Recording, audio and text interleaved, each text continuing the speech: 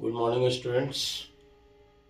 कल हमने आपको पढ़ाया था पॉइंट चार्ज के बारे में। पहला जो चैप्टर आपका इलेक्ट्रिक फील्ड, और जो पॉइंट चार्ज के बारे में हमने आपको पढ़ाया था कि पॉइंट चार्ज के कारण फोर्स कितना होता है, फील्ड कितना होता है, पोटेंशियल एनर्जी कितना होता है और पोटेंशियल कितना होता है।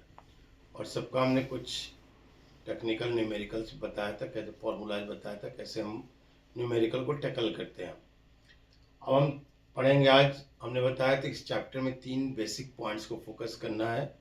एक हमारा हो गया पॉइंट चार्जेज, दूसरा इलेक्ट्रिक डाइपोल और तीसरा गॉस थ्योरम। आज हम पढ़ेंगे इलेक्ट्रिक डाइपोल के बारे में।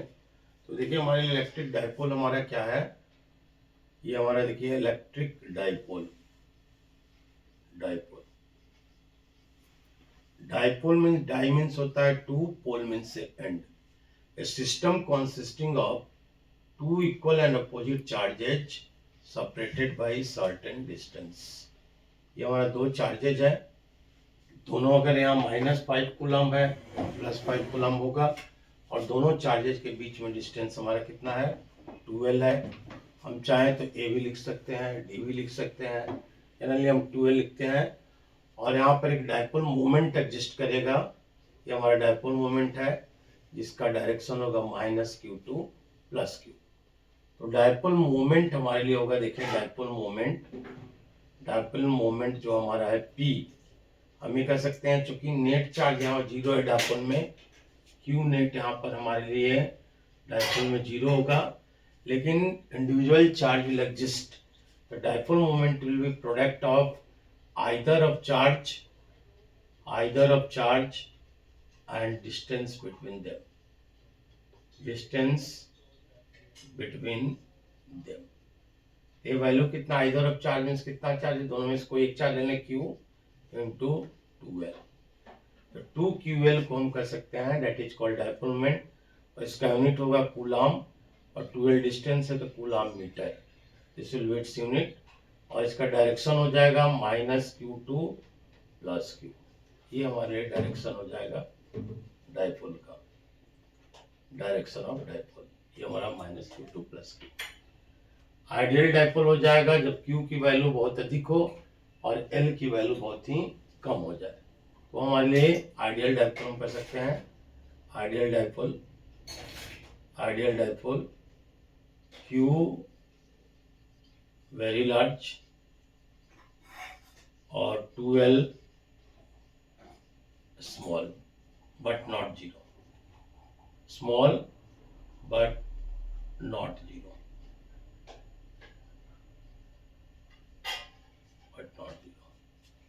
ये हमारे लिए होना चाहिए एक आइडियल डाइपोल। तो देखिए हम डाइपोल समझ गए, और डाइपोल जब भी होगा तो उसमें डाइपोल मोमेंट होगा।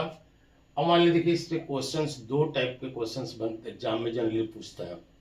एक तो हमारे लिए क्वेश्चन है, देखिए हम एक क्वेश्चन इसमें देख रहे हैं जो बहुत ऑफन एग्जाम में रहता है कि डाइपोल को जब हम यूनिफॉर्म इलेक्ट्रिक फील्ड में प्लेस करते हैं तो नेट फोर्स 0 है, calculate torque and calculate potential energy. तो हमारे क्वेश्चन हमारा सीधे पर हम चले जाते हैं कि सो डैट, क्वेश्चन है सीधे, so that in dipole means electric dipole placed in, so that when dipole is placed in uniform electric field, वाला क्वेश्चन है, net force is equal to 0, calculate torque tau, and third है potential energy या work done, potential energy और work done.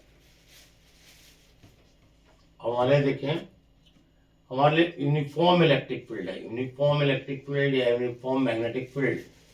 इसके लिए हम क्या काम करते हैं, यूनिफॉर्म इलेक्ट्रिक फील्ड है, यूनिफॉर्म मैग्नेटिक फील्ड है, तो उसके लिए हमारा जो लाइंस होंगे पैरेलल लाइंस होंगे। ये हमारे लिए पैरेलल लाइंस है यूनिफॉर्म इलेक्ट्रिक फील्ड के लिए। ये हमारा यूनिफॉर्म इलेक्ट्रिक फील्ड। और यहाँ पर हमने एक डाइपोल को प्लेस कर रखा है, ये हमारा डाइपोल को हमने प्लेस कर रखा है। यहाँ माइनस क्यू चार्ज है, यहाँ प्लस क्यू चार्ज है, और दोनों के बीच में डिस्टेंस कितना है, 2L हमारे लिए डिस्टेंस होगा, डिस्टेंस है। अब फोर्स देखिए क्या होना चाहिए, ये हमारा यूनिफॉर्म इलेक्ट्रिक फील्ड है, ये पैरेलल लाइंस। तो हमारा फोर्स हम पढ़े हैं कि देखिए क्या इस चैप्टर का समरी क्या, कोई चार्ज पार्टिकल है उसको हम इलेक्ट्रिक फील्ड में रखते हैं, फील्ड इसके ऊपर क्या लगाएगा, एक फोर्स लगाएगा, और इस फोर्स की वैल्यू कितनी होगी, Q इंटू ई। पढ़े हो E is equal to F by Q, तो F कितना होगा, Q इंटू ई। यहाँ पर हमारे लिए क्या हो जाएगा, देखिए कि हमारे यहाँ पर एक फोर्स लगा पॉजिटिव है तो अवेयर होगा, यहाँ पर जो फोर्स होगा मान लो पॉइंट ए लेंगे तो एफ ए की वैल्यू हो जाएगा Q इंटू ई। और उसी तरह यहाँ पर माइनस क्यू के कारण यहाँ पर भी एक चार्ज है, फोर्स होगा, और ये हो जाएगा एफ बी, मान लो पॉइंट बी है, यहाँ पर हो जाएगा F B is equal to minus Q into E. एक सिस्टम है, यहाँ पर हमारी नेट फोर्स देखिए कितना हो जाएगा, what will be net force, net force हमारे देखिए क्या होगा, net force will be equal to net force F is equal to F A plus F B. ये कितना हो जाएगा, ये हो जाएगा क्यू वी और प्लस माइनस क्यू वी, ये कितना हो जाएगा, 0। अगर नेट फोर्स 0 है but it will experience torque, और टॉर्क का काम क्या होगा, it try to rotate the dipole and align in the direction of applied electric field. Dipole को रोटेट कर कर इलेक्ट्रिक फील्ड के डायरेक्शन में ले जाने का काम करेगा। तो टॉर्क कितना होगा, टाउ इज इक्वल टू, देखो टाउ इज इक्वल पढ़े हो तुम लोग आर क्रॉस एफ, लेकिन एक्चुअली हमारे लिए कहोगे फोर्स 0 है तो टॉर्क भी 0 होना चाहिए, लेकिन जो डेफिनेशन उसमें ध्यान से देखेंगे तो हमारा tau is equal to either of force into perpendicular distance, ये हमारे लिए है। तो आइदर ऑफ फोर्स मीन दोनों में से कोई एक फोर्स लेना है, तो tau is equal to Q V हो गया, और परपेंडिकुलर डिस्टेंस यहाँ से हमें परपेंडिकुलर ड्रॉ कर लेंगे, यहाँ से ये एंगल हमारे लिए बना लेंगे थीटा। अब 2L को रिजॉल्व करेंगे, थीटा का अपोजिट क्या हो जाएगा, साइन थीटा ऑफ रिजल्टेंट, तो 2L ये कितना हो जाएगा, साइन थीटा। ये हमारा QV इंटू कितना हो जाएगा, 2L साइन थीटा।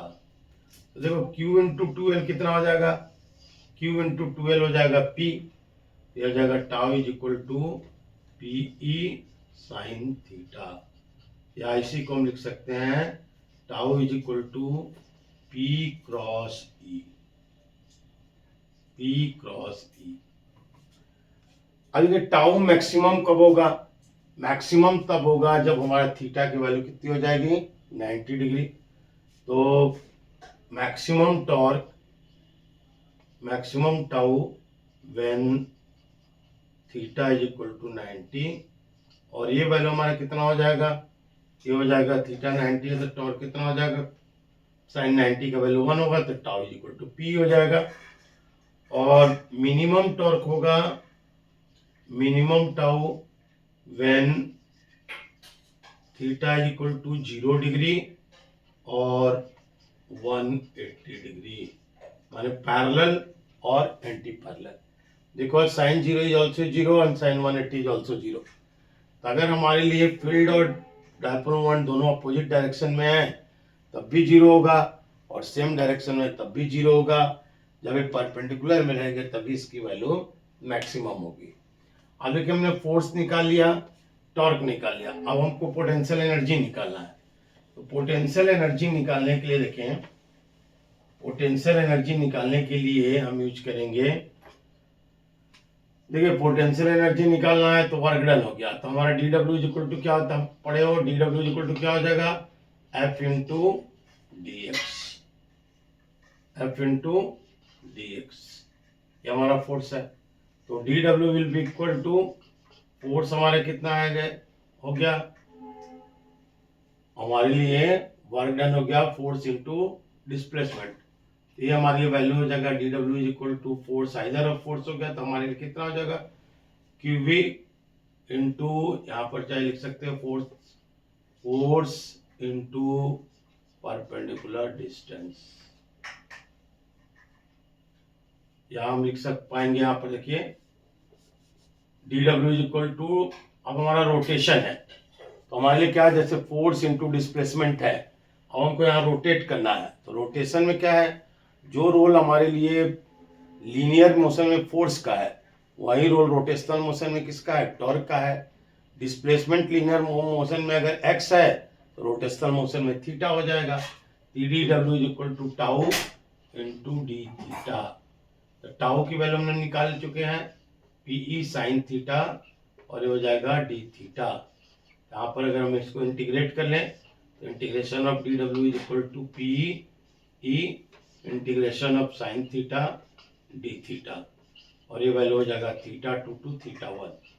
अब ये डी डब्ल्यू का डब्ल्यू हो गया, ये हो जाएगा पी हो गया और साइन थीटा का हो जाएगा माइनस कॉस थीटा और ये वैल्यू हो गया हमारा थीटा टू थीटा वन, हमारा वैल्यू हो जाएगा थीटा टू थीटा वन।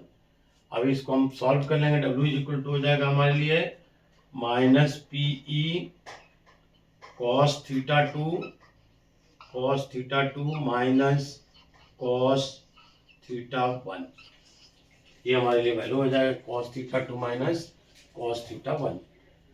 अब अगर हम इसका केसेस देखें, अगर हम इसको कुछ स्पेशल केसेस में लें तो when theta is equal to, अगर हम थीटा की वैल्यू रख दें, देखिए अगर हम पुट करें theta is equal to, let theta one is equal to 90 degree and theta 2 will be equal to theta, so W will be equal to how much, W will be equal to minus PE cos theta, इसको हम लिख सकते हैं this will be equal to minus P dot E, क्योंकि cos theta को हम क्या लिख सकते हैं, ये हमारा डॉट P dot E, जैसे A dot B, ये भी cos theta, P dot E। अब यहाँ पर अगर हमको मैक्सिमा और मिनिमा वैल्यू निकालना, मैंने स्टेबिलिटी का केस देखते हैं तो हम कैसे, कई बार एग्जाम में क्वेश्चन भी रहता है, देखें तो हम कैसे निकाल पाते हैं। हमारे देखिए स्टेबल होने के लिए क्या चाहिए, dipole will be stable when energy will be minimum, तो एनर्जी मिनिमम होने के लिए देखिए यहाँ पर क्या होगा, स्टेबिलिटी के लिए देखें, स्टेबल के लिए हमारा क्या होगा, मिनिमम एनर्जी कब होगा, जब थीटा की वैल्यू हो जाएगी 0 डिग्री, तो हमारा क्या होगा, W की वैल्यू हो जाएगी माइनस PE, ये हमारा वैल्यू जो होगा मिनिमम वैल्यू है। स्टेबल तब होगा जब हमारा value theta is equal to 0 होगा, और अनस्टेबल कब होगा, अनस्टेबल होगा थीटा 0 लिखे, हम कर सकते हैं कॉस, अनस्टेबल हमारे लिए थीटा हो गया, थीटा इज इक्वल टू 0 पर। अनस्टेबल कब होगा, जब theta should be equal to 180 degree, as W will be equal to, तब कितना होगा, cos 180 मींस माइनस 1 और already minus, this will be equal to plus 1 plus P. तो स्टेबिलिटी के लिए कई बार बोर्ड में क्वेश्चन है कि when dipole will be stable और अनस्टेबल, स्टेबल तब होगा जब एनर्जी मिनिमम होगी, एनर्जी मिनिमम है तो स्टेबिलिटी अधिक होगा, और एनर्जी अगर अनस्टेबल होगा जब हमारे लिए मैक्सिमम एनर्जी है। Okay, for today this much, if any doubt right in comment section. Okay.